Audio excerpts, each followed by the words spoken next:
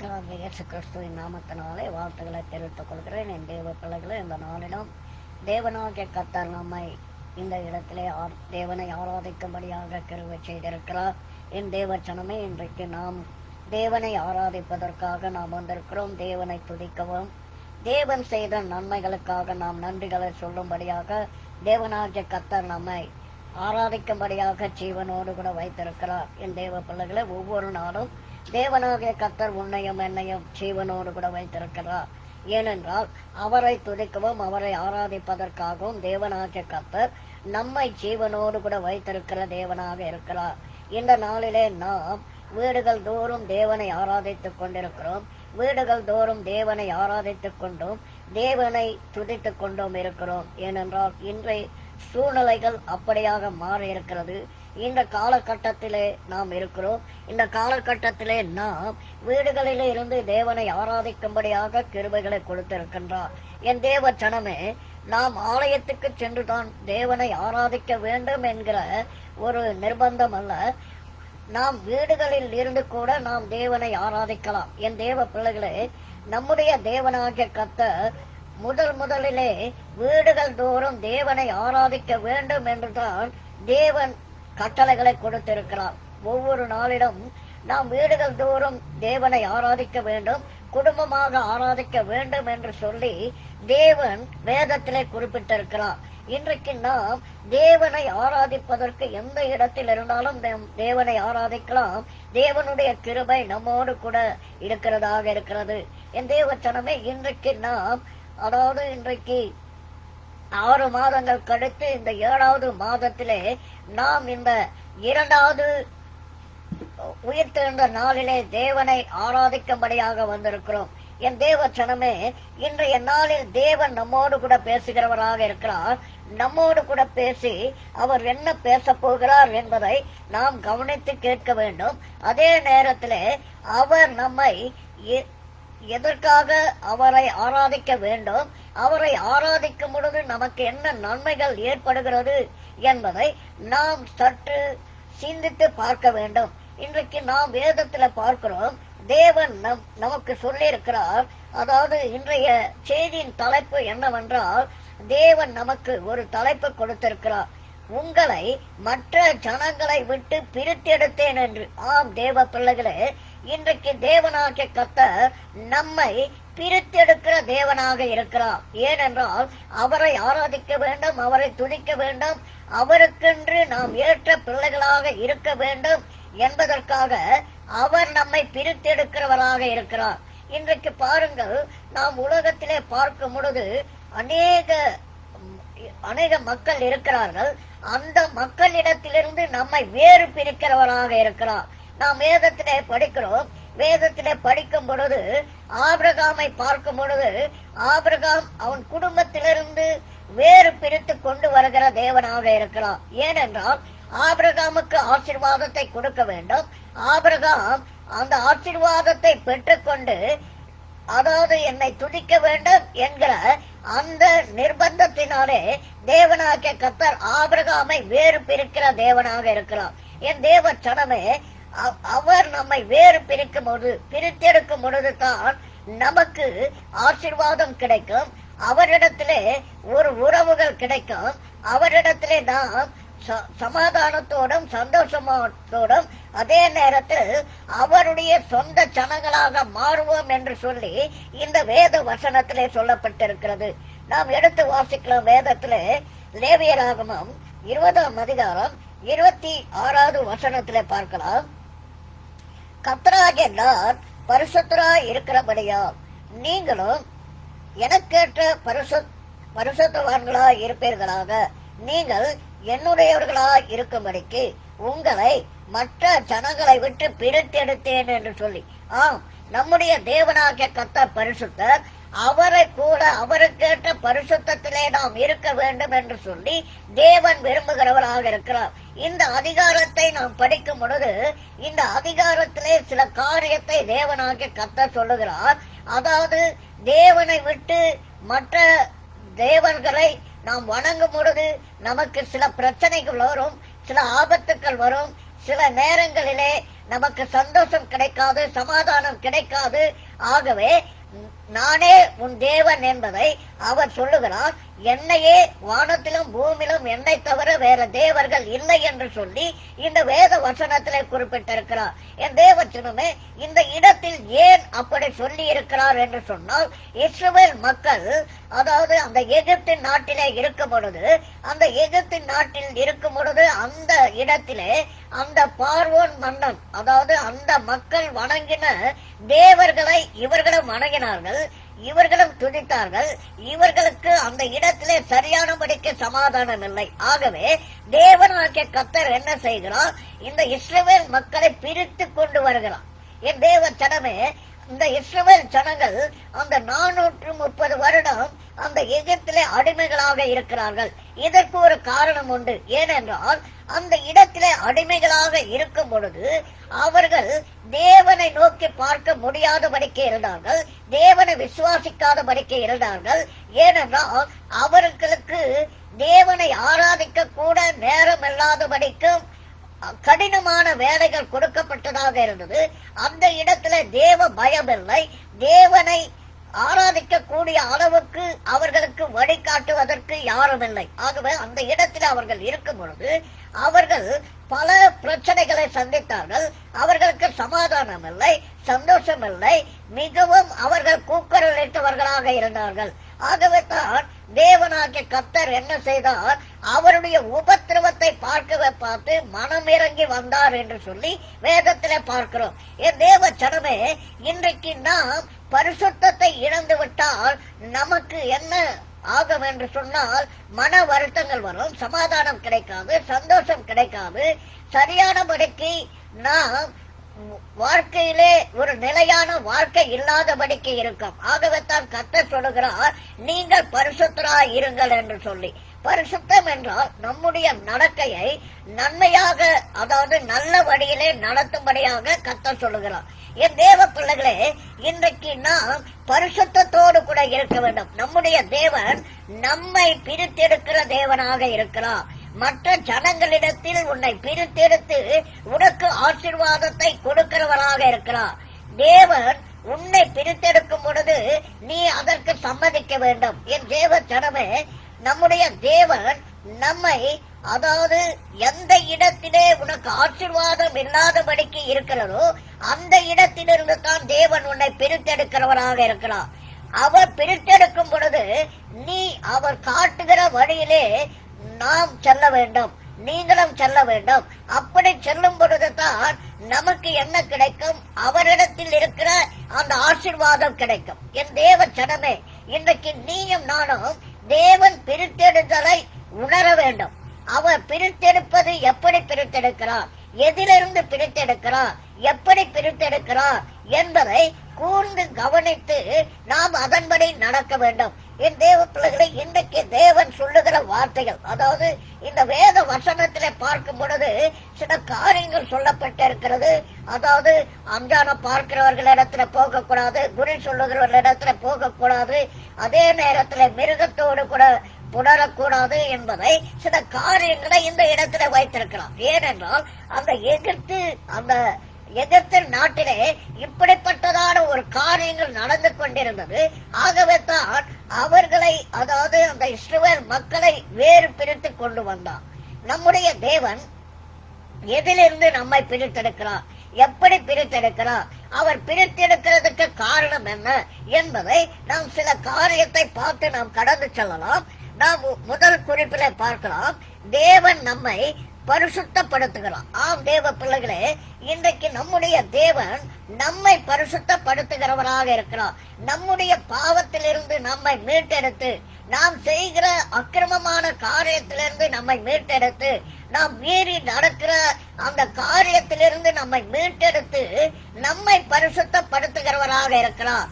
அதாவது நம்முடைய உள்ளத்திலே இருக்கிற கசப்பான எண்ணங்கள், எரிச்சலின் எண்ணங்கள், அதாவது தீமையான காரியங்கள் செய்கிற எண்ணங்கள், இவைகளிலிருந்து நம்மை பிரித்தெடுக்கிற தேவனாக இருக்கிறார். அவர் முதலிலே பரிசுத்தப்படுத்துகிறார். அதன் பிறகுதான் நமக்கு வேண்டிய ஆசீர்வாதத்தை நமக்கு கொடுக்கிறவராக இருக்கிறார். இன்றைக்கு பாருங்கள், நாம் வேதத்துல பார்க்கும் பொழுது ஆபிரகாமை அழைத்த உடனே அவனுக்கு அந்த ஆசீர்வாதத்தை எடுத்து கொடுக்கவில்லை. ஆபிரகாமுடைய விசுவாசத்தை பார்க்கிறார், ஆபிரகாமுடைய கீழ்ப்படிதலை பார்க்கிறார். ஆபிரகாம் எப்படி நடக்கிறான், அவன் தேவனுக்கு கீழ்ப்படிந்து நடக்கிறானா, தேவனுடைய வார்த்தைக்கு கீழ்ப்படுகிறானா என்று சொல்லி அவன் தேவனாகிய கர்த்தர் பார்த்த பிறகுதான் ஆபிரகாமுக்கு ஒரு ஆசீர்வாதத்தை கொடுக்கிறவராக இருக்கிறார். இன்றைக்கு ஆசீர்வாதம் நமக்கு எடுத்த உடனே கிடைப்பதில்லை.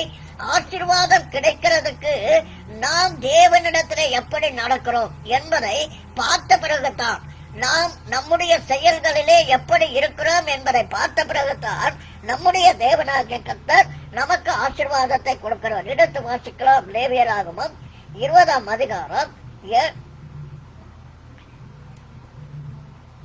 6வது வசனத்தை வாசிக்கலாம். 6-7 வாசிக்கலாம்.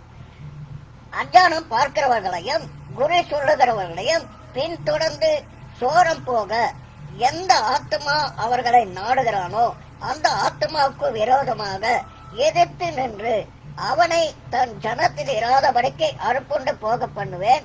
ஆதலால் நீங்கள் உங்களை பரிசுத்தப்படுத்தி பரிசுத்தராயிருங்கள், நான் உங்கள் தேவனாகிய கர்த்தர் என்று சொல்லுகிறார். ஆம் தேவத்தனமே, இன்றைக்கு தேவன் என்ன சொல்லுகிறார் என்று சொன்னால், அதாவது இந்த இடத்திலே அவர் சொல்லுகிறார், நீங்கள் பரிசுத்தமாக இருக்கணும். எப்படி பரிசுத்தமாக இருக்கணும்னா, அஞ்ஞானம் பார்க்கிறவர்களிடத்துல குறி சொல்லுகிறவர்களிடத்துல பின்தொடர்ந்து போக கூடாது. அப்படி போனால் அவர்களை அறுப்புண்டு போக செய்வேன் என்று சொல்லி தேவன் சொல்லுகிற தேவனாக இருக்கிறார். என் தேவ சனமே, இன்றைக்கு நாம் ஒரு சிலர் பார்க்கிறோம், இன்றைக்கு சாஸ்திரங்களை பார்க்கிறவர்களாக இருக்கிறார்கள். அதாவது யாராவது இவர்கள் எங்காவது செல்லும் பொழுது யாராவது குறுக்கே வந்து விட்டால் அப்பொழுது அவர்கள் வெளியிலே செல்ல மாட்டார்கள். சாங்கு சடங்காச்சாரங்களை அதிகமாக பார்ப்பார்கள். அதே நேரத்தில் நம்முடைய வாழ்க்கையை தேவன் அறிந்திருக்கிறார், நம்முடைய வாழ்க்கையை தேவன் சிருஷ்டித்திருக்கிறார். அவரிடத்திலே நம்மை ஒப்பு கொடுக்கும் பொழுது அவர் நம்மை நடத்துவார். ஆனாலும் இந்த இடத்தில் பாருங்கள், ஒரு சிலர் ஜோசியக்காரர்களிடத்திலே சொல்லுவார்கள், அதாவது அவருடைய கைகளை கொடுத்து அவர்கள் என்னுடைய வாழ்க்கை எப்படி இருக்கிறது என்று சொல்லி அவர்களிடத்தில் தன்னுடைய கைகளை கொடுத்து அவர்கள் பார்த்து அந்த வாழ்க்கையை நடத்துவார்கள். தேவன் சொல்லுகிறார், அப்படிப்பட்ட காரியத்தை நீங்கள் செய்யாதீர்கள், நான் பரிசுத்தம் உள்ள தேவன், நீங்களும் பரிசுத்தமாக இருங்கள் என்று சொல்லி தேவன் சொல்லுகிறவராக இருக்கிறார். என் தேவ சனமே, இப்படிப்பட்டதான காரியங்கள் செய்கிறவர்கள் பாவ வாழ்க்கையிலே அவர்கள் கடந்து செல்வார்கள், பாவத்திலே உழன்று விடுவார்கள், பாவத்திலே விழுந்து விடுவார்கள், கிடைக்கிற ஆசீர்வாதத்தை கூட இழந்து விடுவார்கள். ஆகவே தான் நான் பரிசுத்தராக இருக்கிறேன், நீங்களும் பரிசுத்தமாக இருங்கள். அதாவது உலகத்தில் இருக்கிற அந்த காரியத்தின்படி நீங்கள் செய்யாதீர்கள் என்று சொல்லி தேவன் சொல்லுகிறார். என் தேவ சனமே, இன்றைக்கு நீயும் நானும் ஒரு ஆசீர்வாதத்தை பெற வேண்டும் என்றால், நீயும் நானும் ஒரு சமாதானத்தோடு கூட இருக்க வேண்டும் என்றால் நம்மை நாமே பரிசோதித்து பார்க்க வேண்டும். நம்மை நாமே என்ன செய்ய வேண்டும் என்று சொன்னால் ஆராய்ந்து பார்க்க வேண்டும். நம்முடைய வாழ்க்கை எப்படி இருக்கிறது, நம்முடைய வாழ்க்கையை நாம் எப்படி நடத்தி கொண்டிருக்கிறோம் என்று சொல்லி நாம் பார்க்க வேண்டும். தேவன் நம்மை பரிசுத்தப்படுத்துகிறவராக இருக்கிறார். அவர் பரிசுத்தப்படுத்தின பிறகுதான் அவர் என்ன செய்கிறார், நமக்கு ஆசீர்வாதத்தை கொடுக்கிறார். 2வது குறிப்பு பார்க்கலாம், நாம் நம்மை சுத்திகரித்துக் கொண்டு தேவ பயத்தோடு இருக்க வேண்டும். ஆம் தேவ சனமே, இன்றைக்கு நாம் நம்மை பரிசுத்தப்படுத்திக் கொள்ள வேண்டும். அதன் பிறகு பரிசுத்தப்படுத்திக் கொண்ட பிறகு தேவன் கொடுக்கிற கட்டளைகளுக்கு கீழ்ப்படிந்து தேவன் சொன்ன ஒவ்வொரு காரியத்துக்கும் அவருக்கு பயந்து நடக்க வேண்டும். இன்றைக்கு பாருங்கள், நாம் மனிதர்களை பார்த்து பயப்படுகிறோம், மனிதர்களை பார்த்து நாம் ஒரு சில நேரங்களில் பயந்து கொண்டிருக்கிறோம். ஆனால் நம்மை படைத்த தேவனுக்காக நாம் பயந்து வாழ்வதில்லை. இந்த இடத்தில் பாருங்கள், தேவன் சொல்லுகிறார், தேவ பயத்தோடு வாழ வேண்டும் என்று சொல்லி இந்த இடத்திலே சொல்லப்பட்டிருக்கிறது. என் தேவ சனமே, நம்மை சுத்திகரித்துக் கொள்ள வேண்டும். நம்மில் இருக்கிற பாவ காரியங்கள், அழுக்கான காரியங்கள், அதாவது மற்றவர்களுக்கு பிடிக்காத காரியங்கள் எல்லாவற்றையும் நாம் என்ன செய்ய வேண்டும் என்று சொன்னால் நம்முடைய உள்ளத்திலிருந்து எடுத்து போட வேண்டும். அதைத்தான் தேவன் சொல்லுகிறார், நம்மை சுத்திகரித்துக் கொள்ள வேண்டும் என்று சொல்லி. எடுத்து வாசிக்கலாம். 2 கொரிந்தியர் 7ஆம் அதிகாரம் 1வது வசனம். இப்படிப்பட்ட வாக்குத்தத்தங்கள் நமக்கு உண்டாயிருக்கிறபடியினால் பிரியமானவர்களே, மாம்சத்திலும் ஆவிலும் உண்டான எல்லா அசுசியும் நீங்க நம்மை சுத்திகரித்துக் கொண்டு பரிசுத்தமாகுதலை தேவ பயத்தோடு பூரணப்படுத்த கடவோம். ஆம், நாம் அசுசியான காரியத்தை நம்முடைய இருதயத்திலிருந்து எடுத்த வேண்டும்.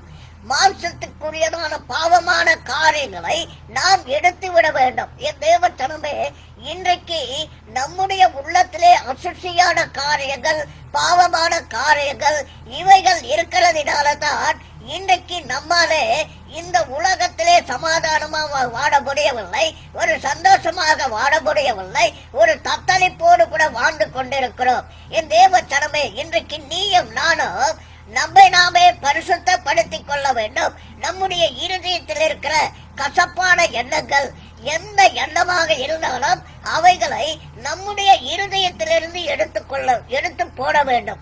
என் தேவச்சனமே, இன்றைக்கு நாம் அசுசியான காரியங்கள், இந்த உலக பிரகாரமான உலக சிற்றின்ப காரியங்கள், பாவமான காரியங்கள் இவைகளை நாம் என்ன செய்ய வேண்டும்? எடுத்து போட வேண்டும். அதோட மாத்திரமல்ல, அவர் சொல்லுகிறார், பரிசுத்த வாக்குதலை தேவ பயத்தோடு, அதாவது எடுத்து போட்டு விட்டு அப்படியே இருக்கக்கூடாது. நம்முடைய உள்ளத்தை தேவனுக்கு அர்ப்பணிக்க வேண்டும். தேவனுக்கு நம்மை ஒப்பு கொடுத்து நாம் என்ன செய்ய வேண்டும்? தேவ பயத்தோடு கூட வாழ வேண்டும். அப்பொழுதுதான் நம்முடைய உள்ளத்திலே மீண்டுமாக அந்த பாவ காரியங்கள் உட்புகாது. இன்றைக்கு பாருங்கள், நம்முடைய குடும்பத்திலே சமாதானம் இல்லாதபடிக்கு இருக்கிறதுக்கு காரணம் என்னவென்றால் நம்முடைய உள்ளத்திலே இருக்கிற அசுசியான காரியங்கள், அழுக்கான காரியங்கள், கசப்பான எண்ணங்கள், எரிச்சலின் எண்ணங்கள், இப்படிப்பட்டதான காரியங்களை நாம் என்ன செய்ய வேண்டும்? எடுத்து போட வேண்டும். அப்படி எடுத்து போடும் பொழுது நமக்கு ஆசீர்வாதம் கிடைக்கும். நாம் கேட்கிறதை எல்லாவற்றையும் தேவன் நமக்கு கொடுக்கிறவராக இருக்கிறார். என் தேவச்சனமே, இஸ்ரவேல் மக்களை அந்த எகிப்து நாட்டிலிருந்து கொண்டு வந்த பிறகு முதல் செய்தது என்னவென்றால் அவர்களை பரிசுத்தப்படுத்தினார், அவர்களை சுத்தப்படுத்தினார். சுத்தப்படுத்தின பிறகுதான் அவர்கள் கானான் தேசத்துக்கு போனார்கள் என்று சொல்லி இந்த வேத வசனத்தில் பார்க்கிறது. என் தேவச்சனமே, அதுவரைக்கும் அவர்களால் என்ன செய்ய முடியவில்லை? அந்த பாடம் தேடம் ஓடுகிற தேசத்துக்கு போக முடியவில்லை. என் தேவச்சனமே, அவர்கள் அந்த நாட்டிற்கு 11 நாட்களுக்குள்ளாக செல்ல முடியும். ஆனால் அவர்கள் என்ன செய்தார்கள்? 40 வருடமாக வனாந்தரத்திலே அவர்கள் என்ன செய்தார்கள் என்றால் அலைந்து திரிந்தார்கள். காரணம் என்ன? அவர்களிடத்தில் பரிசுத்தம் இல்லாதபடிக்கு இருந்தது, தேவ பயம் இல்லாதபடிக்கு இருந்தது, தேவன் சொன்ன வார்த்தைகளை கடைபிடிக்காதபடிக்கு இருந்தார்கள். முறுமுறுப்பு இருந்தது, எரிச்சலின் தன்மைகள் இருந்தது, கோபத்தின் தன்மைகள் இருந்தது. இப்படிப்பட்ட காரியங்கள் இருந்ததை நிமித்தமாகத்தான் அவர்கள் செல்ல வேண்டிய இடத்துக்கு செல்ல முடியாதபடிக்கு இன்றைக்கு கூட என் தேவ பிள்ளைகளே, உன்னுடைய வாழ்க்கையிலே செய்கிற வேலை உனக்கு அதாவது வெற்றியாக முடியாதபடிக்கு இருக்கிறதா? அந்த இடத்துல சமாதானம் இல்லாதபடிக்கு இருக்கிறதா? என் தேவ சனமே, இதில் ஏதோ ஒரு காரியம் நீ தவறாக நடந்து கொண்டிருக்கிறாய். அந்த காரியத்தை நீ சரி செய்தால் நீ செய்கிற காரியம் ஆசீர்வாதம் ஆக முடியும் என்று சொல்லி தேவன் இந்த இடத்துல சொல்லுகிறார். நீங்கள் தேவ பயத்தோடு கூட பூர்ணப்படுத்த வேண்டும். என் தேவ சனமே, தேவனுக்கு பயந்திருக்க வேண்டும். உங்களுடைய உள்ளத்தை தேவனுக்கு முற்றிலுமாக ஒப்பு கொடுக்க வேண்டும் என்று சொல்லி இந்த இடத்துல சொல்லப்பட்டிருக்கிறது. அடுத்தது ஏசாயா 55:7.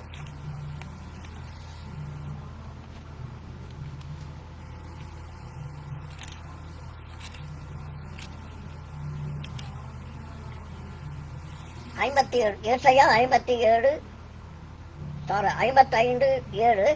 துன்மார்க்கன் தன் வழியையும் அக்கிரமக்காரன் தன் நினைவுகளையும் விட்டு கர்த்தரிடத்தில் திரும்ப கடவன். அவர் அவன் மேல் மனதுருகுவார். நம்முடைய தேவனிடத்திற்கே திரும்ப கடவன். அவர் மன்னிக்கிறதுக்கு தயை பொருந்திருக்கிறார். ஆம் தேவ சனமே, இன்றைக்கு நாம் என்ன செய்ய வேண்டும்? துன்மார்க்கமான காரியத்தை விட்டு விலக வேண்டும். அக்கிரமத்தின் நினைவுகளோடு கூட இருக்க கூடாது. அதாவது தேவன் சொல்லுகிறார், இவைகளை நீ எடுத்து போட வேண்டும், இவைகளிலிருந்து நீ வெளியே வர வேண்டும், அப்பொழுது தான் நான் உன்னை மன்னிப்பேன் என்று சொல்லி தேவன் சொல்லுகிறவராக இருக்கிறார். என் தேவ ஜனமே, இன்றைக்கு நாம் பாவ வாழ்க்கையிலிருந்து வெளியே வர வேண்டும். நாம் செய்கிற பாவத்தின் காரியத்தை விட்டு விலக வேண்டும். அப்பொழுது தான் நமக்கு என்ன கிடைக்கும்? ஒரு ஆசீர்வாதம் கிடைக்கும் என்று சொல்லி தேவன் சொல்லுகிறார். அப்பொழுது தான் தேவன் நம் மீது மனதுருகுவாராம். இன்றைக்கு பாருங்கள், நம்மேலே மனதுருக்காதபடிக்கு இருக்கிறதுக்கு காரணம் என்ன? என் தேவ ஜனமே, இன்றைக்கு பாருங்கள், இந்த உலகமே தவித்துக் கொண்டிருக்கிறது. இன்றைக்கு எப்பொழுது இந்த நோய் சுகமாகும், எப்பொழுது நாம் விடுதலையோடு கூட நாம் செல்ல முடியும் என்று சொல்லி ஒரு காரியம் இந்த உலகத்திலே இப்பொழுது ஒரு 5 மாத காலமாக எழுந்து கொண்டிருக்கிறது. என் தேவ ஜனமே, இதற்கு காரணம் என்னவென்றால் மனம் திரும்பாதபடிக்கு இருக்கிறதுனால, பாவ வாழ்க்கை நம்முடைய வாழ்க்கையில இருக்கிறதுனால, நாம் நம்மை சரிப்படுத்தாமல் இருக்கிறதுனால தான் இன்றைக்கு இந்த வியாதிகள் வந்து கொண்டிருக்கிறதாக இருக்கிறது. நாம் மனம் திரும்ப வேண்டும். என் தேவ ஜனமே, நீயும் நானும் எதிலே தவறு இருக்கிறோம், எந்த காரியத்திலே தவறு இருக்கிறோம், நம்முடைய வாழ்க்கை எதிலே தவறு விட்டிருக்கிறோம் என்று சொல்லி நாம் பார்த்து அதிலிருந்து நாம் வெளியே வர வேண்டும். அப்பொழுது தேவன் சொல்லுகிறார், நான் உண்மையிலே மனதுருகுவேன் என்று சொல்லி. இன்றைக்கு பாருங்கள், நாம் ஜெபிக்கும் போதெல்லாம் இப்படித்தான் கேட்கிறோம், தேவனே ஏன் மனதுருகவில்லை, ஏன் மனவிறக்கம் இல்லாதபடிக்கு இருக்கிறீர் என்று சொல்லி நாம் கேட்டுக்கொண்டிருக்கிறோம். இன்றைக்கு கூட நான் ஜெபிக்கும் பொழுதெல்லாம் இப்படித்தான் கேட்டுக்கொண்டிருக்கிறேன். ஏனென்றால் நம்முடைய தேவனாகிய கர்த்தர் வேதத்திலே பார்க்கும் பொழுது கொள்ளை நோய்கள் வந்தது. கொள்ளை நோய் வரும் பொழுது அவர் மனதுருகினவராக இருந்தார். ஒரு அழிவுகள் வந்தது, அந்த அழிவிலிருந்து ஜனங்களை மீட்பதற்காக அவர் மனதுருகினார். ஆனால் இன்றைக்கு பாருங்கள், இந்த நோய் இன்னும் குணமாகாதபடிக்கு இருக்கிறது. இந்த நோயிலிருந்து ஒரு விடுதலை கிடைக்காதபடிக்கு இருக்கிறது. ஏன் மனமிறங்கவில்லை என்று சொல்லி, ஏன் தேவனே மனமிறக்கம் இல்லாதபடிக்கு இருக்கின்றீர், என்ன காரணம்? ஒருவேளை நாங்கள் ஏதாவது பாவம் செய்திருக்கிறோமா என்று சொல்லி நானும் ஒவ்வொரு நாளும் மன்றாடி கொண்டிருக்கிறேன். என் தேவ ஜனமே, இன்றைக்கு நீயும் நானும் மனம் மாற வேண்டும். துன்மார்க்கமான வழியை விட்டு விலக வேண்டும். ஒருவருக்கு ஒருவர் அன்பு செலுத்துவர்களாக இருக்க வேண்டும்.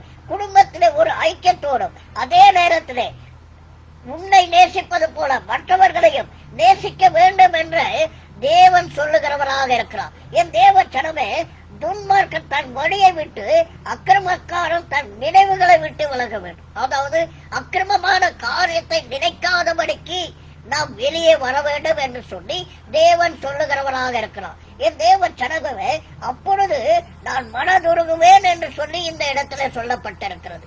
இன்றைக்கு மனதுருக்கம் இல்லாதபடிக்கு இருக்கிறதுக்கு காரணம் என்ன? நாம் மனம் மாறாதபடிக்கு இருக்கிறோம். என் தேவ ஜனமே, இன்றைக்கு நாம் மனம் மாற வேண்டும். அதோட மாத்திரமல்ல, நம்மை நாமே கழுவிக்கொள்ள வேண்டும் என்று சொல்லி தேவன் சொல்லுகிறார். அதே ஏசாயா 1ஆம் அதிகாரம் 16வது வசனம்.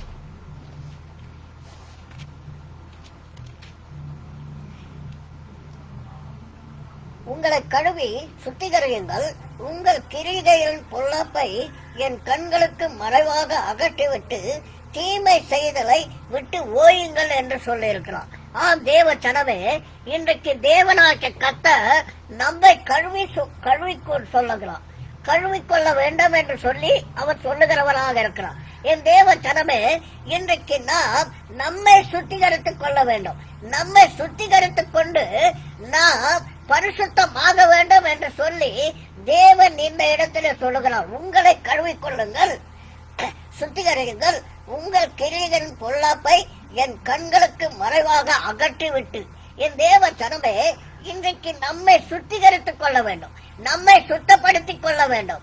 அதே நேரத்துல நம்முடைய கிரியைகள் பொல்லாப்பு, அதாவது பொல்லாப்பான காரியங்கள், மற்றவர்களுக்கு எதிராக நடக்கிற காரியங்கள், மற்றவர்களுக்கு புண்படுத்தும்படியாக நடக்கிற காரியங்கள், இவைகளிலிருந்து நாம் வெளியே வர வேண்டும். நம்மிடத்தில் பொல்லாப்புகள் இல்லாதபடிக்கு இருக்க வேண்டும் என்று சொல்லி இந்த இடத்திலே சொல்லப்பட்டிருக்கிறது.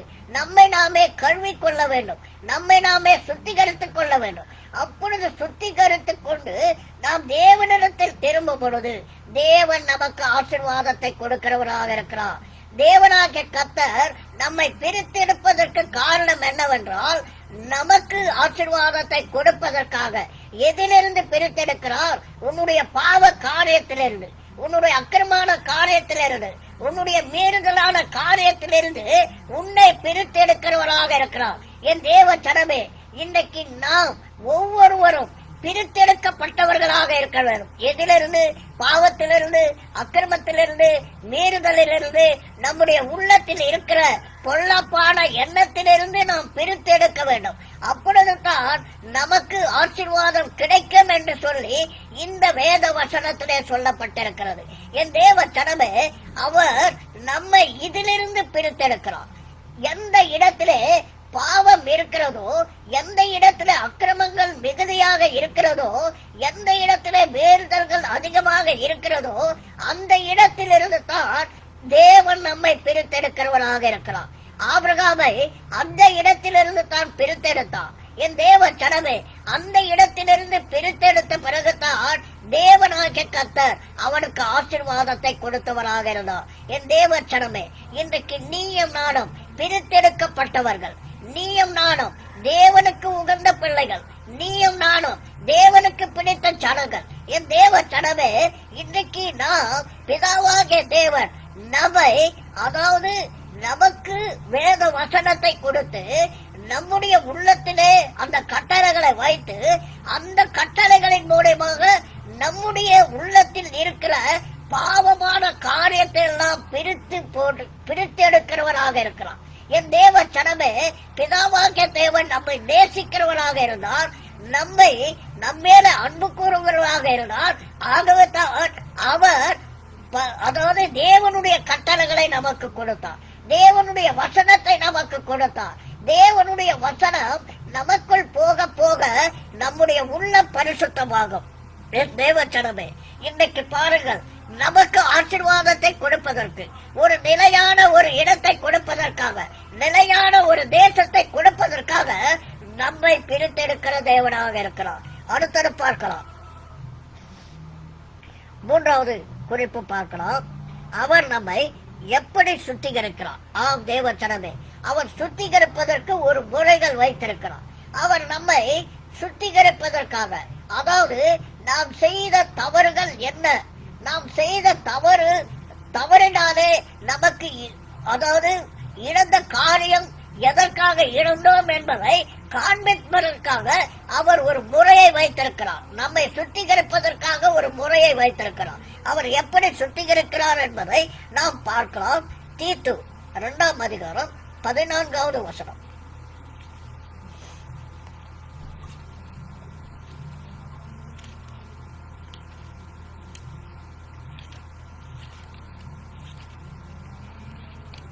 தீத்து 2:14, அவர் நம்மை சகல அக்கிரமங்களினின்று மீட்டுக்கொண்டு தமக்குரிய சொந்த ஜனங்களாகவும் நற்கிரிகளை செய்ய பக்தி வைராக்கியம் உள்ளவர்களாகவும் நம்மை சுத்திகரிக்கும்படி நமக்காக தம்மை தாமே ஒப்பு கொடுத்தார். ஆம் தேவ ஜனமே, இன்றைக்கு நம்மை சுத்திகரிப்பதற்காக அவரையே ஜீவ பலியாக ஒப்பு கொடுத்தார், அவரையே மரணத்துக்கு ஒப்பு கொடுத்தார். அவர் பாடுபட்டு நமக்காக மறுத்து அவர் மூலமாக நம்மை பரிசுத்தப்படுத்துகிற தேவனாக இருக்கிறார். நாம் வேதத்திலே படிக்கிறோம், ஒருவன் பாவம் செய்தால் அவன் ஒரு மிருகத்தை பலியிட வேண்டும். அந்த மிருகத்தை பலியிட்டு அந்த ரத்தத்தை அந்த ஆசாரிப்பு கூடாரத்திலே தெளிக்க வேண்டும் என்று சொல்லி வேதத்திலே சொல்லப்பட்டிருக்கிறது. அந்த ரத்தத்தினாலே கூட நமக்கு பரிசுத்தம் கிடைக்காது. பரிசுத்தம் உள்ள ஒருவர் வர வேண்டும், பரிசுத்த பாவமே அறியாத ஒருவர் வர வேண்டும், பாவத்தையே செய்யாதவர் ஒருவர் வர வேண்டும். அவருடைய ரத்தம் சிந்தினால்தான் நாம் பரிசுத்தமாக்கப்படுவோம் என்று சொல்லி பிதாவாகிய தேவன் தன்னுடைய ஒரே குமாரனை இந்த பூமிக்கு ஒரு பரிசாக கொடுத்தார். என் தேவ ஜனமே, அவர் மூலமாகத்தான் நமக்கு பரிசுத்தம் அடைய ஒரு வாய்ப்பு உண்டாகுகிறதாக இருக்கிறது. அவருடைய ரத்தம் தான் சகல பாவத்தையும் நீக்குகிறதாக இருக்கிறது. என் தேவ ஜனமே, நாம் முதலிலே வேத வசனத்தை வாசிக்க வேண்டும். வேத வசனத்திலே அதிலே நாம் நிலைத்து நிற்க வேண்டும். அப்பொழுது நம்முடைய வழிகள் எப்படி நடக்க வேண்டும் என்பதை அது நமக்கு சுட்டிக்காட்டும். அதன் பிறகு இயேசு கிறிஸ்துவின் ரத்தத்தினாலே நாம் மூடப்பட வேண்டும். என் தேவ ஜனமே, இன்றைக்கு அவர் மறுத்து, அவர் பாவத்துக்கு மறுத்து நீதிக்கு பிழைத்தவராக இருந்தார் என்று சொல்லி நாம் காண்கிறவர்களாக இருக்கிறோம். இந்த வேத வசனத்தில் படிக்கும் பொழுது நமக்கு காணப்படுகிறதாக இருக்கிறது. என் தேவ ஜனமே, உன்னையும் என்னையும் பரிசுத்தப்படுத்துவதற்காக நம்முடைய தேவன் தம்மையே ஜீவ பலியாக ஒப்பு கொடுத்தார். என் தேவ ஜனமே, அதாவது தூக்கில் இடப்பட்டவன் சபிக்கப்பட்டவன் என்று சொல்லப்பட்டிருக்கிறது. அந்த தூக்கு மரத்திலே நம்முடைய தேவனாக கர்த்தர் நமக்காக சாபமாக மாறி உன்னையும் என்னையும் பரிசுத்தப்படுத்துகிறார். என் தேவ பிள்ளைகளே, இன்றைக்கு நாம் பரிசுத்தம் அடைவதற்கு தேவனுடைய ரத்தம் தேவைப்படுகிறதாக இருக்கிறது. தேவனுடைய ரத்தத்தினாலே நம்மை சுத்திகரித்துக் கொள்ள வேண்டும். என் தேவ ஜனமே, அவருடைய ரத்தம் நம்மை முற்றிலுமாக கழுவி விடுகிறதாக இருக்கிறது. பாவ காரியத்தை கழுவுகிறது, அக்கிரமமான காரியத்தை கழுவுகிறது, வேறுதலான காரியத்தை கழுவுகிறது, நம்முடைய இருதயத்தில் இருக்கிற பொல்லாப்பான காரியத்தை கழுவுகிறதாக இருக்கிறது. என் தேவ ஜனமே, அவர் நம்மை சுத்திகரிப்பதற்காக தம்மையே ஒப்பு கொடுத்தார். தம்மையே ஒப்பு கொடுத்து அவர் அந்த சிலுவையிலே காயப்பட்டு சிந்தின ரத்தத்தினாலே அவர் நம்மை சுத்திகரிக்கிற தேவனாக இருக்கிறார். என் தேவ ஜனமே, அவருடைய ரத்தம் நம்மை சுத்திகரிக்கிறது. அதோட மாத்திரமல்ல, அவர் பாருங்கள் எப்படி வருகிறார். மத்தேயு 20:28.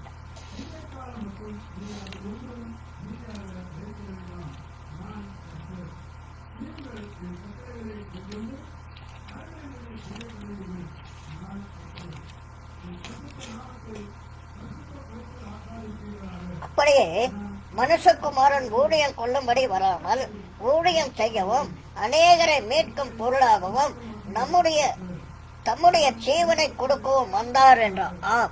இந்த இடத்துல அவர் நம்மை ஊழியம் கொள்ளும்படி வரவில்லை, நம்மை அதிகாரம் செலுத்தும்படியாக வரவில்லை.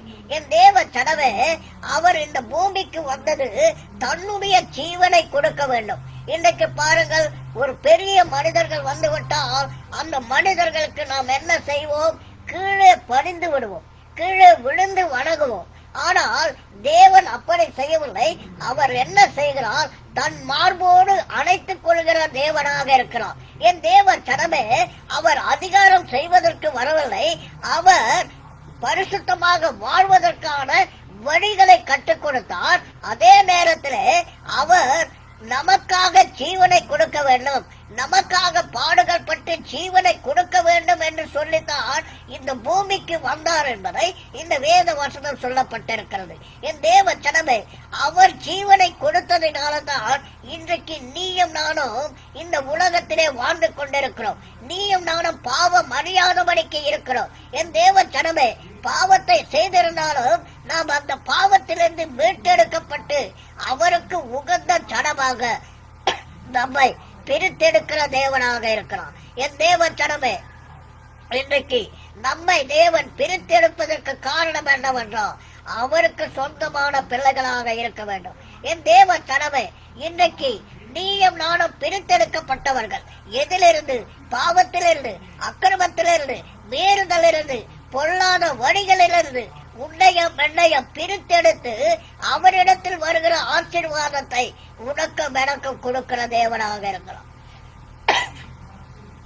தேவ ஜனமே, இன்றைக்கு நீயும் நானும் என்ன செய்ய வேண்டும் என்று சொன்னால் அவர் பிரித்தெடுத்தலை ஒப்புக்கொள்ள வேண்டும், ஒத்துக்கொள்ள வேண்டும். அந்த அவர் பிரித்தெடுக்கும் பொழுது நாமும் பிரிந்து போக வேண்டும். என் தேவ ஜனமே, அவர் எந்த இடத்துக்கு அனுப்புகிறாரோ அந்த இடத்துக்கு நாம் செல்லுகிறவர்களாக இருக்க வேண்டும். அடுத்தது யோவான் 6:51.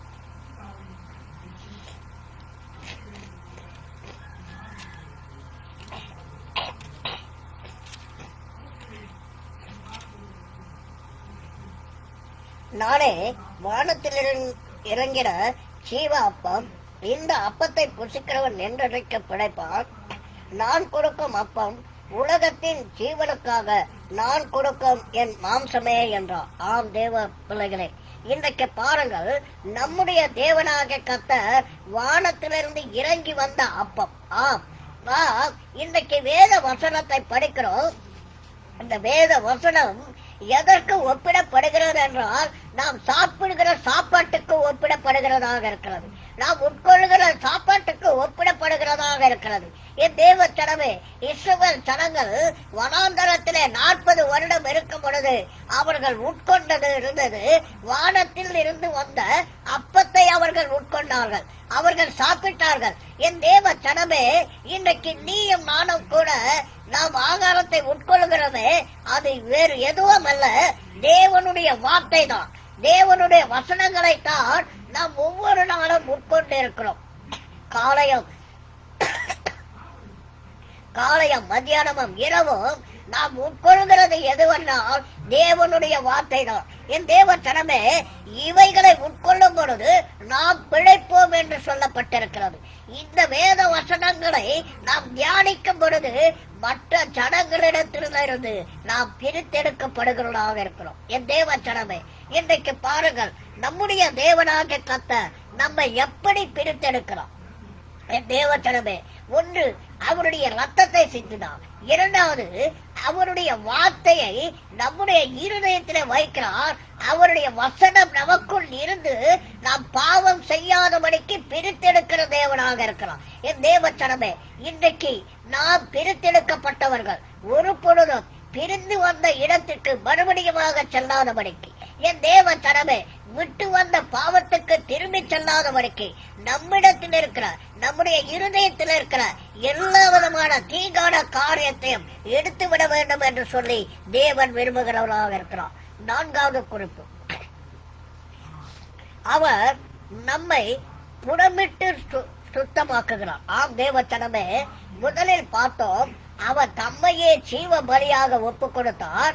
அடுத்தது பார்க்கிறோம், அவர் என்ன செய்கிறார், நம்மை புடமிடுகிறார்.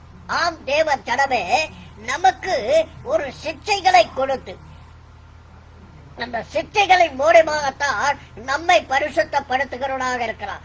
இன்னைக்கு பாருங்கள், உனக்கும் எனக்கும் ஒரு சிக்ஷைகள் வரும் பொழுது நாம் ஒரு பொழுதும் கவலைப்படக்கூடாது, ஒரு கால வேதனை படக்கூடாது.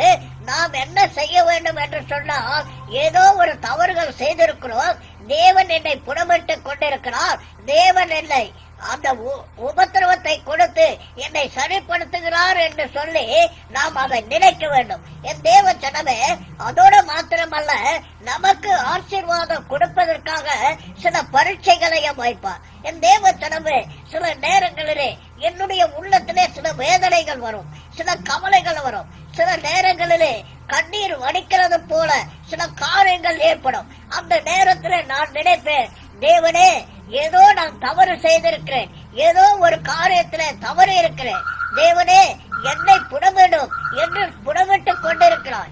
இந்த புடமிடுதலின் நிமித்தமாக நீர் என்னை ஏதோ ஒரு ஆசீர்வாதத்துக்கு கொண்டு போகிறீர் என்பதை நான் நினைக்கிறேன் என்று சொல்லி நான் ஒப்பு கொடுத்து நான் ஜெபிப்பேன். என் தேவ ஜனமே, அவர் நம்மை புடமிடுவதற்கு ஒரு காரணம் உண்டு. அந்த புடமிட்ட பிறகு நாம் பரிசுத்தமாகுகிறோம். அடுத்து வாசிக்கலாம், மல்கியா 3:3 வாசிக்கலாம்.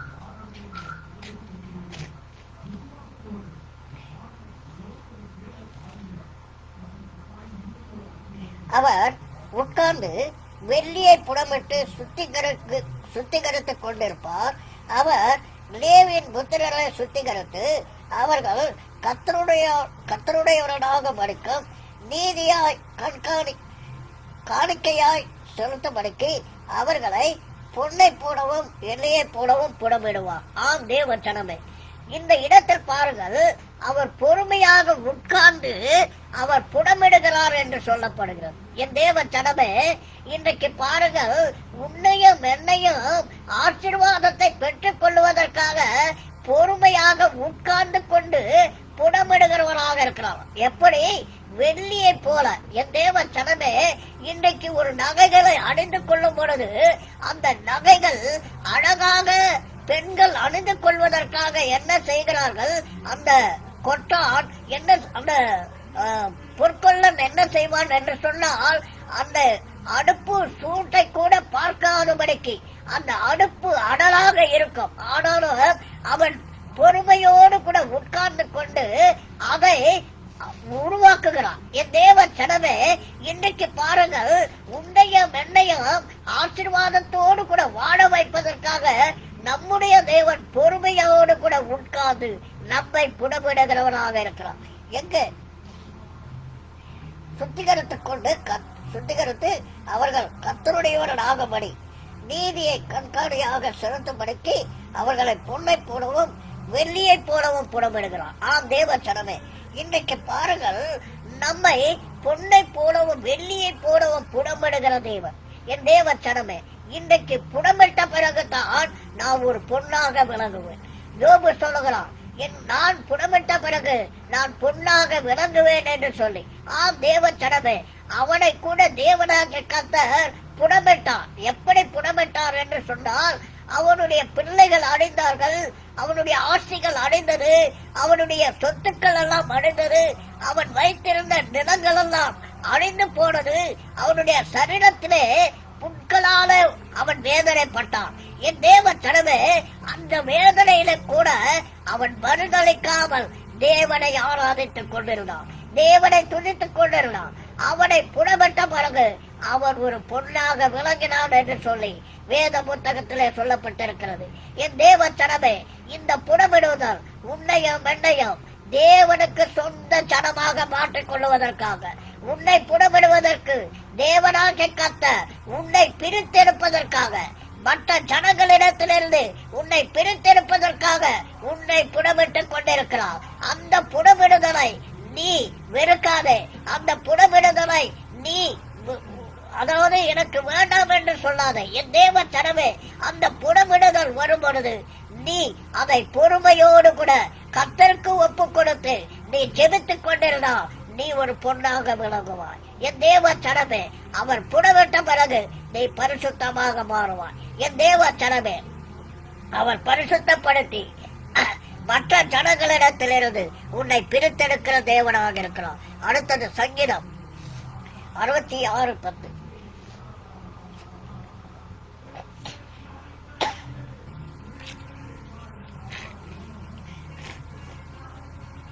தேவனே, எங்களை சோதித்தீர், வெள்ளியை புடமிடுகிறது போல எங்களை புடமிட்டீர். ஆம், சில நேரங்களிலே சோதனைகள் வரும், சில நேரங்களிலே நமக்கு பல கவலைகள் வரும், கண்ணீர் வடிக்கிறோம். சில நேரங்களிலே நாம் வாழ்வது சரிதானா என்று சொல்லக்கூடிய அளவுக்கு நாம் சோதனைக்குள்ளாக படுகிறோம்.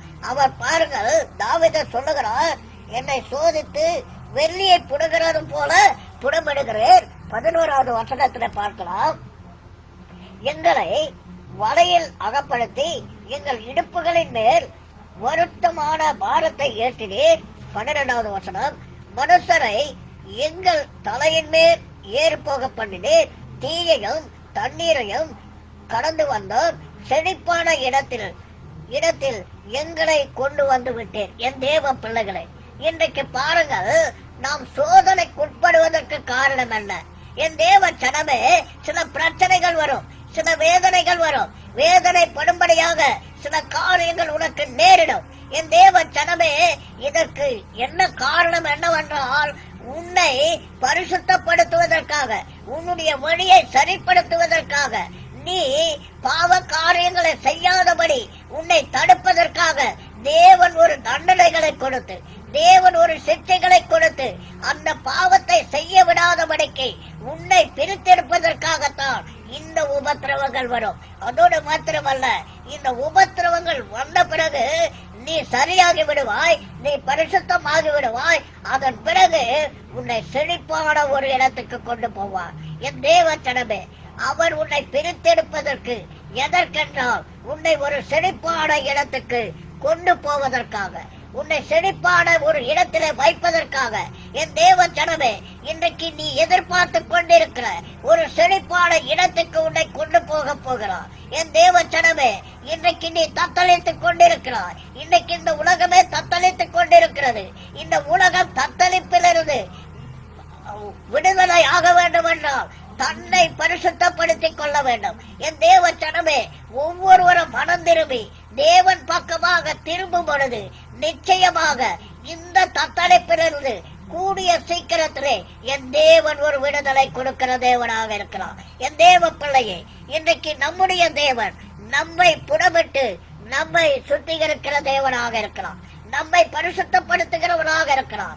நம்மை பிரித்தெடுக்கிற தேவனாக இருக்கிறார். என் தேவ ஜனமே, இன்றைக்கு பிதாவாகிய தேவன் அவருடைய வசனத்தை கொடுத்து உன்னுடைய உள்ளத்திலே வைத்து அதன் மூலமாக உன்னுடைய வாழ்க்கையை பரிசுத்தப்படுத்துகிறார். பாவ வாழ்க்கையிலிருந்து உன்னை பிரித்தெடுக்கிற தேவனாக இருக்கிறார். இயேசு கிறிஸ்துவானவர் தன்னையே ஒப்பு கொடுத்து அவருடைய ரத்தத்தை சிந்தி அவருடைய ரத்தத்தினாலே உன்னையும் என்னையும் பரிசுத்தமாக்குகிற தேவனாக இருக்கிறார். என் தேவ ஜனமே, அடுத்தது பார்க்கலாம். 5வது குறிப்பை பார்க்கலாம். அவர் நம் இருதயத்தை பரிசுத்தமாக்க சொல்லுகிறார். ஆம் தேவ ஜனமே, அவர் எதை பரிசுத்தப்படுத்த சொல்லுகிறார்னா நம்முடைய இருதயத்தை, மாம்சத்தை அல்ல. இன்றைக்கு பாருங்கள், இந்த நோய் வந்த பிறகு என்ன செய்து கொண்டிருக்கிறோம் என்று சொன்னால், நிமிஷத்துக்கு ஒரு முறை கைகளை கழுவுகிறார்கள். நிமிஷத்துக்கு ஒரு முறை என்ன செய்கிறார்கள்? தன்னையே சுத்தப்படுத்திக் கொள்கிறார்கள். முகத்தை சுத்தப்படுத்திக் கொள்கிறார்கள். சரீரத்தை சுத்தப்படுத்திக் கொள்கிறார்கள். ஆனால் ஒன்றே ஒன்று சுத்தப்படுத்தினால் இந்த நோயிலிருந்து விடுதலை கிடைத்துவிடும். என் தேவ ஜனமே, நம்முடைய இருதயத்தை சுத்திகரித்துக் கொள்ள வேண்டும். என் தேவ ஜனங்களே, நம்முடைய இருதயம் பரிசுத்தமாக்கப்பட்டு விட்டால், நம்முடைய இருதயம் சுத்தமாக்கி விட்டால் நமக்கு ஆசீர்வாதம் கிடைக்கும். நமக்கு நோய்கள் வராது. நமக்கு எந்த விதத்திலும் நமக்கு பிரச்சனைகள் வராது.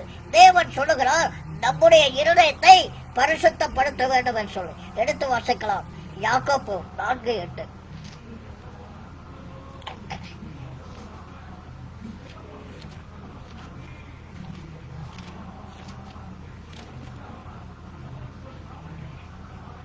தேவனிடத்தில் சேருங்கள், அப்பொழுது அவர் உங்களிடத்தில் சேருவார். பாவிகளே, உங்கள் கைகளை சுத்திகரியுங்கள், இருமனம் உள்ளவர்களே, உங்கள் இருதயங்களை பரிசுத்தமாக்குங்கள். என் தேவ ஜனமே, இந்த இடத்தில் பாருங்கள், தேவனிடத்தில் சேருங்கள், அப்பொழுது அவர் உங்களிடத்தில் சேருவார். இன்னைக்கு நாம் தேவனிடத்திலே சேர்ந்து கொண்டிருக்கிறோமா? தேவன் பக்கமாக திரும்பிக் கொண்டிருக்கிறோமா? என்றைக்கு நீ திரும்புகிறாயோ அன்றைக்கு தேவன் உன் பக்கமாக திரும்புவார் என்று சொல்லி, அதோட மாத்திரமல்ல, உன்னுடைய கைகளை கழுவிக்கொள், உன்னுடைய இருதயத்தை கழுவிக்கொள். என் தேவ ஜனமே, இருமனமாக இருக்காது. இருமனமாக இருக்கும் பொழுது உனக்கு எந்த விதத்துல ஒரு ஆசீர்வாதம் வராது. என் தேவ ஜனமே, இன்றைக்கு தேவன் சொல்லுகிறார், இருமனமாக இருக்காது, உன்னுடைய கைகளை கழுவிக்கொள் என்று சொல்லி. என் தேவ ஜனமே, நம்முடைய இருதயத்தை கழுவிக்கொள்ள வேண்டும். நம்முடைய இருதயத்தை பரிசுத்தப்படுத்திக் கொள்ள வேண்டும். என் தேவ ஜனமே, நம்முடைய இருதயம் பரிசுத்தமானால் மற்ற ஜனங்களிடத்திலிருந்து நாம் பிரித்தெடுக்கப்பட்டவர்களாக இருப்போம். மற்ற ஜனங்களிடத்திலிருந்து நாம் பிரித்தெடுக்கப்பட்டு நமக்கு உகந்த ஆசீர்வாதத்தை நாம் பெற்றுக் கொள்ளுவோம் என்று சொல்லி இந்த வேத வசனத்திலே சொல்லப்பட்டிருக்கிறது. அடுத்தது பாருங்கள், ஆதியாகமம் 18:23.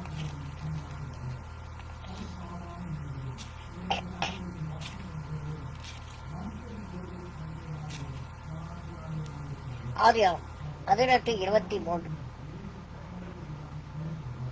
அப்பொழுது ஆபிரகாம் சமீபமாக வந்து, துன்மார்க்கனோடு நீதிமானாயும் அனுப்பீரோ என்று சொல்லி.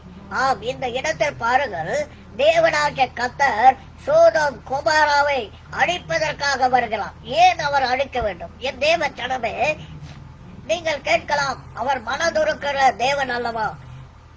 அவர் அன்புள்ள தேவன் அல்லவா?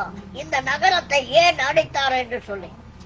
என் தேவ ஜனமே, இந்த இடத்திலே எத்தனையோ முறை தேவனுடைய வார்த்தைகள் வந்தது, தேவனுடைய வசனங்கள் வந்தது. அந்த இடத்தில் தேவன் அந்த பாவத்தை செய்யக்கூடாது என்று சொல்லி உணர்த்தி கொண்டிருந்தால், ஆனால் அந்த இடத்தில் பாவம் பெறுகிறது. என் தேவ ஜனமே, இந்த பாவம் பெருகினதுனால தான் அந்த இடத்தை அவர் அடித்து போட்டு விட்டார். என் தேவ சனமே, இன்றைக்கு கூட நாம் அழிவை சந்திப்பதற்கு காரணம் என்னவென்றால் நாம் செய்கிற பாவம் தான். நம்மிடத்தில் இருக்கிற பொல்லாப்பான காரியம் தான். நாம் பரிசுத்தம் இல்லாதபடிக்கு இருக்கிறதுனால தான்.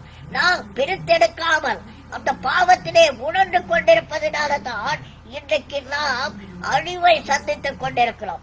என் தேவ சனமே, அன்றைக்கு நடந்த காரியங்கள் இன்றைக்கும் நடந்து கொண்டிருக்கிறது. என் தேவ பிள்ளையே, இன்றைக்கு இந்த வார்த்தைகளை கேட்கிற நீயும் நானும் ஒவ்வொருவரும் நாம் என்ன செய்ய வேண்டும் என்று சொன்னால் தேவன் பக்கமாக திரும்ப வேண்டும். அதாவது மனம் திரும்ப வேண்டும். என் தேவ சனமே, இந்த நகரத்தை அழிக்கிறதுக்கு காரணம் என்னவென்றால் அந்த இடத்திலே பாவம் பெறுகிறது. இந்த இடத்தில் பாருங்கள், ஆபிரகாம் கேட்கிறான் என்னவென்றால், அப்பொழுது ஆபிரகாம் சமீபமாய் சேர்ந்து துன்மார்க்கனோடு கூட நீதிமானையும் அனுப்பினோ என்று சொல்லி. ஆனால் அந்த இடத்தில் நீதிமான்கள் ஒருவரும் இல்லை. என் தேவ சனமே, பாவத்தை செய்தவர்கள் தான் இருந்தார்களே தவிர நீதிமான்கள் இல்லை. லோத்தை மாத்திரம் பிரித்தெடுத்தான். என் தேவ சனமே, அந்த இடத்தில் பாருங்கள், ஒரு அழிவு வந்தது. இதற்கு காரணம் என்ன? பாவம் பெறுகிறது, மீறுதல்கள் பெறுகிறது. தேவன் சொன்ன வார்த்தைக்கு கீழ்ப்படுதல் இல்லை. என் தேவ சனமே, இன்றைக்கு நீயும் நானும் தேவனுடைய சத்தத்துக்கு கீழ்ப்படைய வேண்டும். தேவனுடைய வார்த்தைக்கு செவிசாய்க்க வேண்டும். என் தேவ சனமே, அப்பொழுது நமக்கு மீட்பு உண்டாகும். அடுத்தது சங்கீதம் 51:6.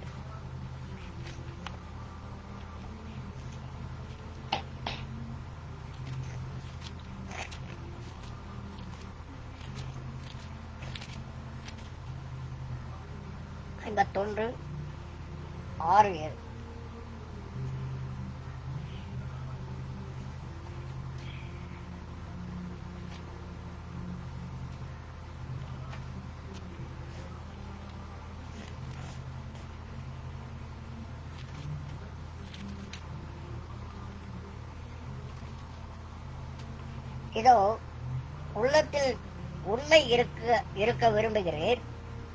அந்த காரணத்தில் ஞானத்தை எனக்கு தெரியப்படுத்துவேன். நீர் என்னை ஈர்சோப்பினால் சுத்திகரியும், அப்பொழுது நான் சுத்தமாவேன். என்னை கழுவியருளும், அப்பொழுது நான் உறைந்த மழையிலும் வெண்மையாவேன் என்று சொல்லி இந்த இடத்தில் பாருங்கள். இந்த இடத்தில் தாவீது சொல்லுகிற ஒரு காரியம். என் தேவ சனமே, இந்த இடத்தில் சொல்லுகிறது, இதோ உள்ளத்தில் உண்மை இருக்க விரும்புகிறேன். தேவன் நம்முடைய உள்ளத்திலே உண்மையாக இருக்க வேண்டும் என்று சொல்லி விரும்புகிறான். அதே நேரத்துல அந்த காரணத்தில், அதாவது நமக்குள்ளாக இருக்கிற பாவத்தை வெளிப்படுத்தி காட்டுகிறான். என் தேவ சனமே, வெளித்தோற்றத்துக்கு ஒரு சிலர் பரிசுத்தவான்களைப் போல இருப்பார்கள்.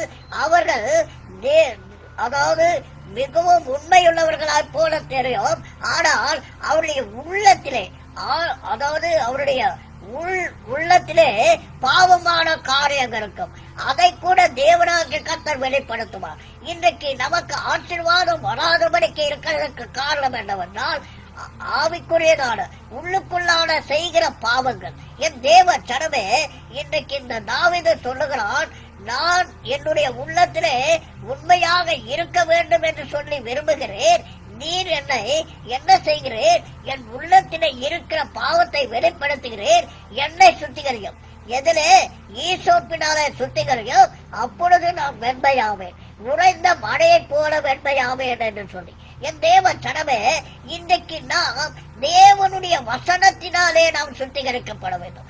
தேவனுடைய வார்த்தையினாலே கழுவிக்கொள்ள வேண்டும். என் தேவ சனமே, இன்றைக்கு நாம் கழுவாவிட்டால், நாம் சுத்திகரிக்காவிட்டால் நமக்கு அழிவுகள் வரும், நமக்கு பிரச்சனைகள் வரும், நமக்கு வேதனைகள் வரும். என் தேவ சனமே, நாம் பிரித்தெடுக்காதபடிக்கு நம்முடைய ஆசீர்வாதம் எல்லாம் நம்மை கைவிட்டு போகும் என்று சொல்லி வேதத்திலே சொல்லப்பட்டிருக்கிறது. என் தேவ சனமே, இன்றைக்கு பாருங்கள், தேவன் நம்மை வார்த்தையினாலே கழுவி கொண்டிருக்கிறார். அவருடைய வார்த்தை நமக்குள் இருக்க இருக்க, நமக்குள் போக போக, நாம் தேவனுடைய வசனத்தை எவ்வளவுக்கு எவ்வளவு நாம் தியானிக்கிறோமோ அவ்வளவுக்கு அவ்வளவு நாம் பரிசுத்தமாக மாறுவோம். என் தேவ சனமே, இன்றைக்கு பாருங்கள், நம்மை தேவனாக பரிசுத்தப்படுத்துகிறார். எதனாலே? வார்த்தையினாலே. எபேசியர் 5:26-27 வருஷம்.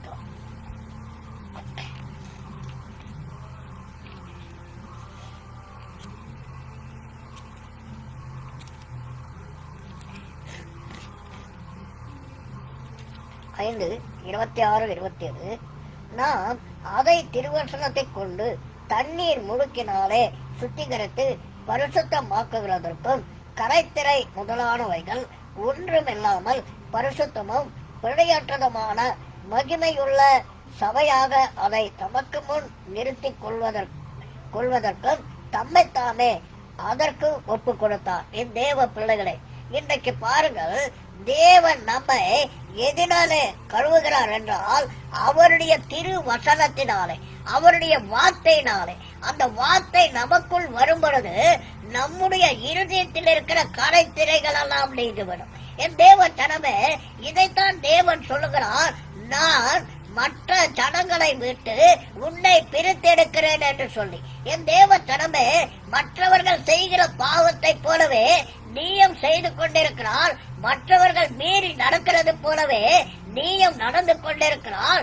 நான் அதிலிருந்து உன்னை மீட்டெடுக்கிறேன், அதிலிருந்து உன்னை பிரித்தெடுக்கிறேன். அதன் பிறகு உன்னை செழிப்பான ஒரு இடத்துக்கு கொண்டு போவேன் என்று சொல்லி தேவன் இந்த இடத்திலே ஒரு வாக்குதத்தை கொடுக்கிற தேவனாக இருக்கிறார். என் தேவ ஜனமே, இன்றைக்கு பாருங்கள், தேவன் வசனத்தினாலே நம்மை கழுவுகிறார். இந்த வசனம் தான் உன்னையும் என்னையும் வேறு பிரிக்கிறதாக இருக்கிறது, உன்னையும் என்னையும் பரிசுத்தப்படுத்துகிறதாக இருக்கிறது. இந்த வசனம் தான் நம்முடைய சரீரத்தில் இருக்கிற வியாதிகளையும் சுகமாக்குகிறதாக இருக்கிறது. என் தேவ ஜனமே, நாம் இந்த வேத வசனத்துக்குள்ளாக இருக்கும் பொழுது நம்முடைய சரீரம் முழுவதுமாக தேவனுடைய வார்த்தையினாலே ஆட்கொள்ளுகிறதாக இருக்கிறது. உனக்கு வருகிற வியாதிகளை கூட தேவன் அகற்றி விடுகிற தேவனாக இருக்கிறார். கரை திரைகளை அவர் என்ன செய்கிறார்? முதலானவைகளை அதோடு நீக்குகிறவனாக இருக்கிறார். என் தேவ பிள்ளைகளே, பரிசுத்தமும் பிழையாற்றதும் மகிமையுள்ள சபையாக மாற்றுகிறார். என் தேவ ஜனமே, இன்றைக்கு தேவனாகிய கர்த்தர் அவருடைய வார்த்தையினாலே நம்மை கழுவுகிறார், அவருடைய வார்த்தையினாலே நம்மை பரிசுத்தப்படுத்துகிறார். அவருடைய வார்த்தையினாலே அவர் நம்மை வேறு பிரிக்கிறார் என்று சொல்லப்பட்டிருக்கிறது. அடுத்தது எதிரே கழுவுகிறார் பார்க்கலாம். எசேக்கியேல் 36:25.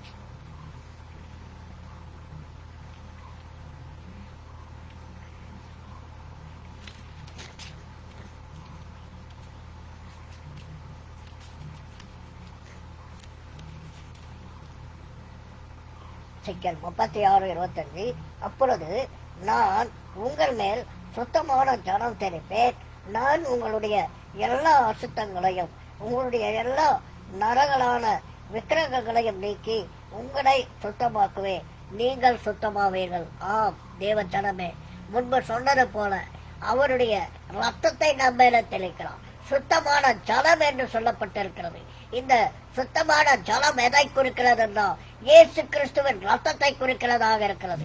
என் தேவ ஜனமே, அவருடைய ரத்தத்தை தெளித்து அசுத்தமான காரியங்களை நம்மிலிருந்து எடுத்து விடுகிறவராக இருக்கிறார், அதிலிருந்து நம்மை மீட்டெடுக்கிறவராக இருக்கிறார். என் தேவ ஜனமே, அந்த அசுத்தமான காரியம்தான் இன்றைக்கு நம்மை அழிவுக்கு கொண்டு போய் கொண்டிருக்கிறது, ஒரு சமாதானம் இல்லாதபடிக்கு இருக்க செய்கிறது, ஒரு நிலையான வாழ்க்கை இல்லாதபடிக்கு இருக்க செய்கிறது, ஒரு தத்தளிப்பு, நம்முடைய வாழ்க்கை எப்படி இருக்குமோ என்று சொல்லுகிற ஒரு தவிப்பான காரியம் நமக்கு இருக்கிறதாக இருக்கிறது.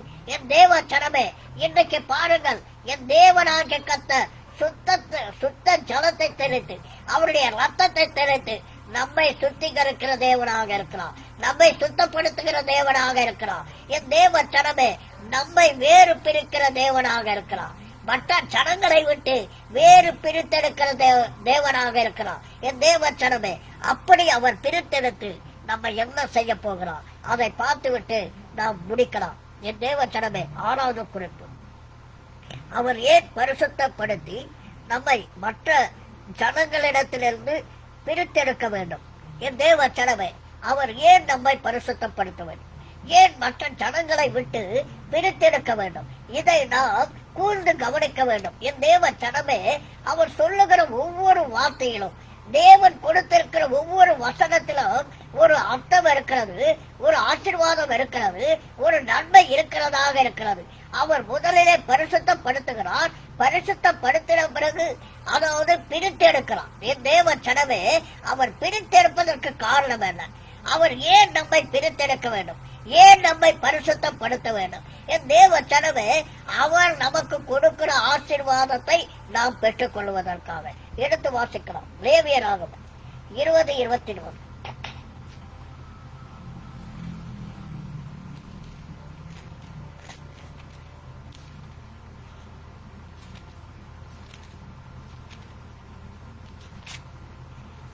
இருபது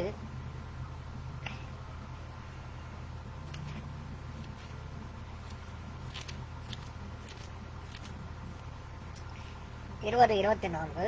நீங்கள் அவர்கள் தேசத்தை சுதந்திரிப்பீர்கள் என்று உங்களோடு சொன்னேன். பாலும் தேடும் ஓடுகிற அந்த தேசத்தை உங்களுக்கு சுதந்திரமாக கொடுப்பேன்.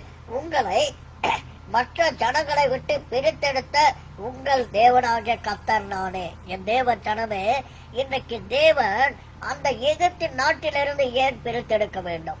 அந்த நாட்டிலிருந்து இந்த இஸ்ரவேல் மக்களை ஏன் பிரித்தெடுத்து கொண்டு வர வேண்டும் என்று சொன்னால், அவர்களுக்கென்று ஒரு சுதந்திரமான தேசத்தை கொடுக்க வேண்டும். அவர்களுக்கென்று ஒரு நிம்மதியான ஒரு இடத்தை கொடுக்க வேண்டும். அந்த இடத்தில் அவர்கள் சென்று அவர்கள் ஆசீர்வாதமாக வாழ வேண்டும் என்று சொல்லித்தான் அவர் அந்த இடத்திலிருந்து பிரித்தெடுக்கிற தேவனாக இருந்தார். என் தேவ சனமே, அந்த இடத்தில் அவர்கள் உபத்திரவப்பட்டார்கள், பாடுகள் பட்டார்கள், கண்ணீர் வடித்தார்கள். ஒரு நிம்மதி இல்லை, சமாதானத்தின் சாப்பாடு இல்லாதபடிக்கு அந்த இடத்திலே இருந்தார்கள்.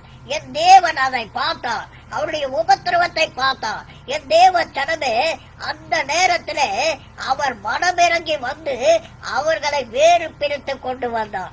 என் தேவ சனமே, அவர்களை வேறு பிரித்து கொண்டு வந்த காரணம் என்ன? பாலம் தேடும் ஓடுகிற அந்த கானான் தேசத்தை கொடுப்பதற்காக. அந்த இடத்திலே எமோரியர், ஏத்தியர் என்கிற 7 ராஜாக்கள் அந்த இடத்திலே ஆட்சி செய்தார்கள். அவர்களை துரத்தி விட்டு அந்த இடத்திலே இவர்களை வைத்தார் என்று சொல்லி வேதத்திலே பார்க்கிறோம். என் தேவ சனமே, நாம் பரிசுத்தமாக்கப்பட்ட பிறகு, நாம் பிரித்தெடுக்கப்பட்ட பிறகு அந்நிய தேசத்தை, அந்நியர்கள் ஆண்டு கொள்ளுகிற அந்த தேசத்தை நமக்கு கொடுத்து அந்த தேசத்தை நாம் ஆடும்படியாக கர்த்தர் கிருபை செய்வார். என் தேவ சனமே, இன்றைக்கு உன்னை பிரித்தெடுப்பதற்கு காரணம் என்னவென்றால், நீ ஆசீர்வாதமாக இருப்பதற்காக, நீ சமாதானத்தோடு கூட இருப்பதற்காக, நீ சந்தோஷமாக இருப்பதற்காகத்தான் என் தேவனாக கர்த்தர் உன்னை பிரித்தெடுக்கிறவராக இருக்கிறார். யாத்திராகமம் 3:8.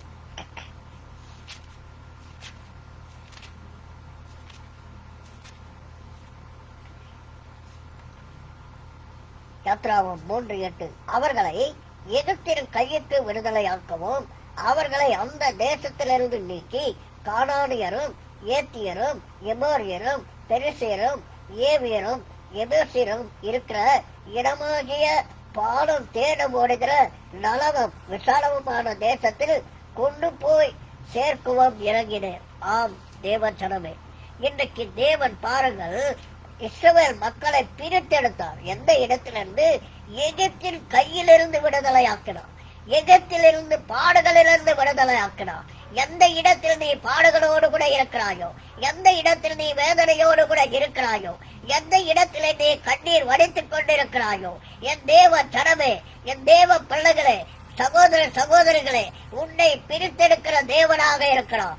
எந்த இடத்திலே நீ உணர்ந்து போய் கண்ணீர் வடித்துக் கொண்டு உன்னுடைய தலை நிமிர முடியாதபடிக்கு இருக்கிறாயோ, அந்த இடத்திலிருந்து உன்னை பிரித்தெடுத்து உனக்கென்று ஒரு ஆசீர்வாதமான, உனக்கென்று ஒரு செழிப்பான இடத்தை உனக்கு கொடுக்கிற தேவனாக இருக்கிறார். என் தேவ சனமே, தேவனாக கர்த்தர் இஸ்ரவேல் மக்களை எப்படி பிரித்தெடுத்தாரோ அதே போல உன்னை பிரித்தெடுக்கிற தேவனாக இருக்கிறார். அந்த பிரித்தெடுதல் எதிலிருந்து என்றால் பாவமான காரியம். என் தேவ சனமே, நீ பாவத்திலிருந்து பிரித்தெடுக்க வேண்டும், அக்கிரமத்திலிருந்து பிரித்தெடுக்க வேண்டும், பொல்லாத செயல்களிலிருந்து நீ பிரித்தெடுக்க வேண்டும். உன்னுடைய இருதயத்திலே இருக்கிற கசப்பான எண்ணங்களை நீ எடுத்து போட வேண்டும். எரிச்சலின் தன்மைகளை எடுத்து போட வேண்டும். மற்றவர்களின் உள்ளத்தை அதாவது புண்புறுத்தும்படியாக, நோகும்படியாக செய்கிற அந்த எண்ணத்திலிருந்து நீ பிரித்தெடுக்க வேண்டும் என்று சொல்லி இந்த வேத வசனத்திலே சொல்லப்பட்டிருக்கிறது. என் தேவ சனமே, உன்னை என் தேவனாக கத்த பிரித்தெடுக்கிறவராக இருக்கிறார். அடுத்தது யாத்திராகமம், அதே யாத்திராகமம் 3:16. 3:16. நான் உங்களை எகத்தின் சிறுமையிலிருந்து நீக்கி பாடம் தேடும் ஓடுகிற தேசமாகிய கானானியர், ஏத்தியர், எமோரியர், பெருசியர், ஏவியர், எபேசருடைய தேசத்துக்கு கொண்டு போவேன் என்றும் சொன்னேன் என்றார் என்று சொல்லு. ஆம் தேவ சனமே, இந்த இடத்தில் பாருங்கள், எதிலிருந்து பிரித்தெடுக்கிறார் என்றார். சிறுமையிலிருந்து உன்னை பிரித்தெடுக்கிறவராக இருக்கிறார். எகிப்தில் சிறைப்பட்டுக் கொண்டிருந்த அந்த சிறை இருப்பிலிருந்து உன்னை பிரித்தெடுக்கிற தேவனாக இருக்கிறார். நீ நினைக்க வேண்டாம், நான் பிரித்தெடுக்கப்பட்டிருக்கிறேனே, நான் பிரித்தெடுக்கப்பட்டு நான் வேதனையோடு இந்த இடத்திலே சிறுமையோடு கூட வேதனையோடு கூட இருக்கிறேனே என்று சொல்லி நீ நினைக்கலாம்.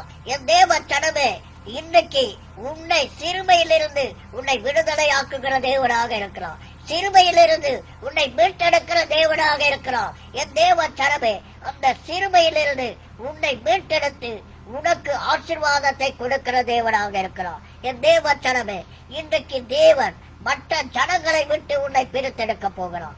ஏனென்றால் உனக்கு கொடுக்க போகிற ஆசீர்வாதத்தை நீ பெற்றுக் கொள்ளுவதற்காக. என் தேவ சனமே, இன்றைக்கு நீ பிரித்தெடுக்கப்பட்டவர்களாக இருக்க வேண்டும்.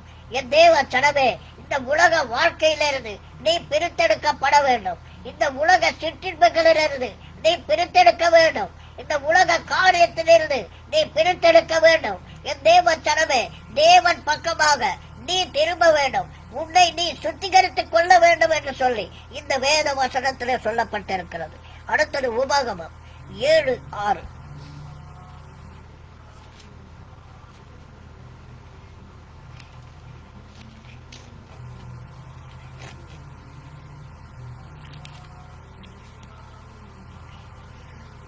உபாகம் 7:6. நீ உன் தேவனாகிய கர்த்தருக்கு பரிசுத்த ஜனம், பூச்சக்கரத்தில் உள்ள எல்லா ஜனங்களிலும் உன் தேவனாகிய கர்த்தர் உன்னை தமக்கு சொந்தமாய் இருக்கும்படி தெரிந்து கொண்டார். ஆம் தேவ ஜனமே, இன்னைக்கு அவர் பிரித்தெடுப்பதற்கு காரணம் என்னவென்றால் உன்னை சொந்த ஜனமாக, உன்னை சொந்த பிள்ளைகளாக மாற்றிக் கொள்ளுவதற்காக, உன்னை சொந்த பிள்ளைகளாக ஏற்றுக்கொள்ளுவதற்காக.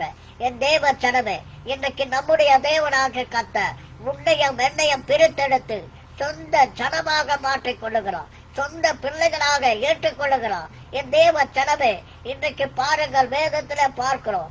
அதாவது ஒரு தகப்பனுக்கு 2 பிள்ளைகள் இருந்தார்கள். அந்த பிள்ளைகள், ஒரு பிள்ளை அதாவது தன்னுடைய சொத்தை எல்லாம் பிரித்து கொண்டு போய்விட்டான்.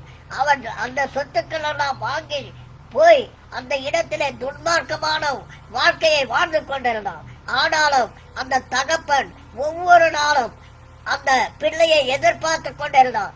என்னுடைய பிள்ளை எப்பொழுது வருவான், என்னுடைய பிள்ளை என்னை விட்டு தூரம் போய்விட்டானே என்று சொல்லி ஒரு ஏக்கத்தோடு கூட அவன் பார்த்து கொண்டிருந்தான். என் தேவ சனமே, அதே போலதான் உன்னையும் என்னையும் படைத்த தேவனாக கர்த்தர் நாம் எப்பொழுது அவர் பக்கமாக திரும்புவோம், அவரிடத்தில் நாம் எப்பொழுது போவோம் என்று சொல்லி ஒவ்வொரு நாளும் அவர் நம்மை எதிர்பார்த்து கொண்டிருக்கிற தேவனாக இருக்கிறார்.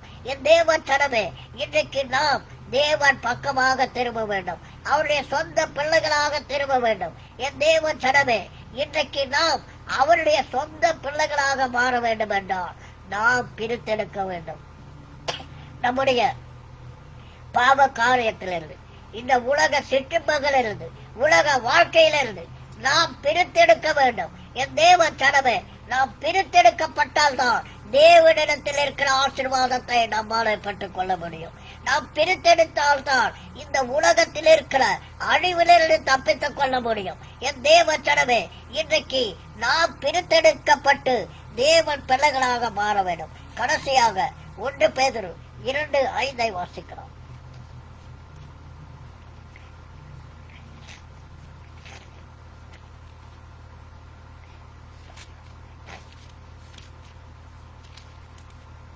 ஒன்று பேதுரு 2:5. ஜீவனுள்ள கற்களைப் போல ஆவி ஆவிக்கேற்ற மாளிகையாகவும் இயேசு கிறிஸ்து மூலமா தேவனுக்கு பிரியமான ஆவிக்கேற்ற பலிகளை செலுத்தும்படிக்கு பரிசுத்த ஆசாரை கூட்டமாகவும் கட்டப்பட்டு வருகிறார்கள்.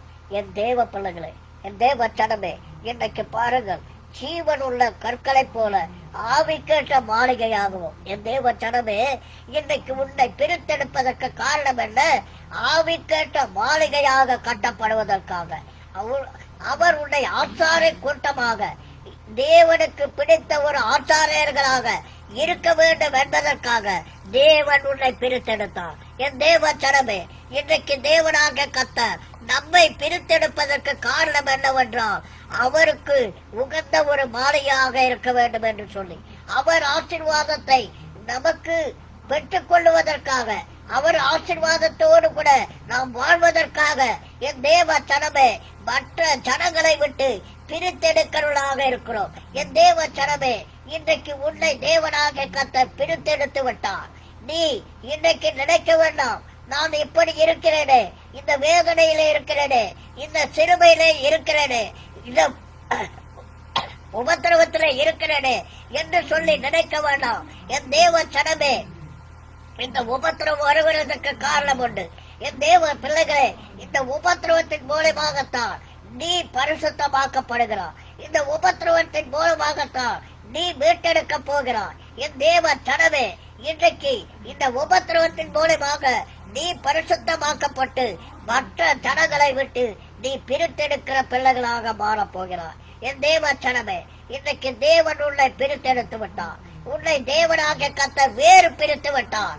இன்றைக்கு உன்னை வேறு பிரித்து, அதாவது செழிப்பான ஒரு இடத்துக்கு கொண்டு போக உன்னை பிரித்தெடுத்திருக்கிறார். என் தேவ சனமே, இன்றைக்கு கேட்ட வேத வசனத்தின் மூலமாக நீங்கள் ஒவ்வொருவரும் தேவனுடைய வசனத்துக்கு, பிதாவாக தேவன் கொடுத்த வசனத்துக்கும், தேவனுடைய ரத்தத்துக்கும், இயேசு கிறிஸ்து சிந்தின ரத்தத்துக்கும், பரிசுத்த ஆவியானவருக்கும் நீ ஒப்பு கொடுத்து கீழ்ப்படைந்து அவருடைய வார்த்தையை கேட்டு இந்த உலக வாழ்க்கையிலிருந்து நீ பிரித்தெடுக்கப்படும் பொழுது உனக்கு ஆசீர்வாதம் கிடைக்கும். உனக்கு ஒரு குறையும் வராது. உனக்கு எந்த நோய்களும் உன்னை அணுகாது. நோய்கள் இருந்தாலும் அந்த நோய்கள் எல்லாம் உன்னை விட்டு நீங்கும். என் தேவ சனமே, இதோ இந்த வார்த்தைகள் மூலமாக உன்னுடைய வாழ்க்கை மாறப்போகிறது. என் தேவ சனமே, இந்த வார்த்தைகளை நீ ஒவ்வொன்றாக கேட்டிருக்கிறாய். இந்த வார்த்தைகளை நீ கேட்கும் பொழுது, இந்த வார்த்தைகளை உன்னுடைய இருதயத்தில் வைக்கும் பொழுது, இந்த வார்த்தைகளை நீ சிந்திக்கும் பொழுது உன்னுடைய வாழ்க்கை ஆசீர்வாதமாக மாறும். இந்த வாழ்க்கை ஆசீர்வாதமாக மாறி ஆசீர்வாதத்தோடு கூட உன்னுடைய வாழ்க்கை மாறும். என் தேவ சனமே, இன்றைக்கு உன்னுடைய வாழ்க்கை ஆசீர்வாதமாக இல்லாதபடிக்கு இருக்கலாம். ஆசீர்வாதத்தை இழந்திருக்கலாம். எதற்கு என்றால் நீ பிரித்தெடுக்காதபடிக்கு இருக்கிறதுனாலே, நீ பிரித்தெடுக்காமல் இருந்த காரணத்தினாலே இன்றைக்கு உன்னுடைய வாழ்க்கை ஆசீர்வாதம் இல்லாதபடிக்கு இருக்கலாம். ஆசீர்வாதத்தை இழந்திருக்கலாம்.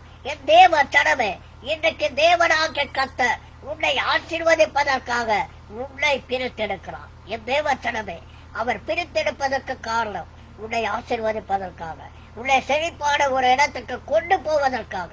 என் தேவ சனமே, தேவனாக கர்த்தர் உன்னையும் என்னையும் மற்ற ஜனங்களை போல அல்ல, மற்ற ஜனங்களை விட வித்தியாசமாக மாற்றுகிற தேவன். என் தேவ சனமே, இந்த வார்த்தைகள் மூலமாக உன்னுடைய வாழ்க்கை ஆசீர்வதிக்கப்படுகிறது.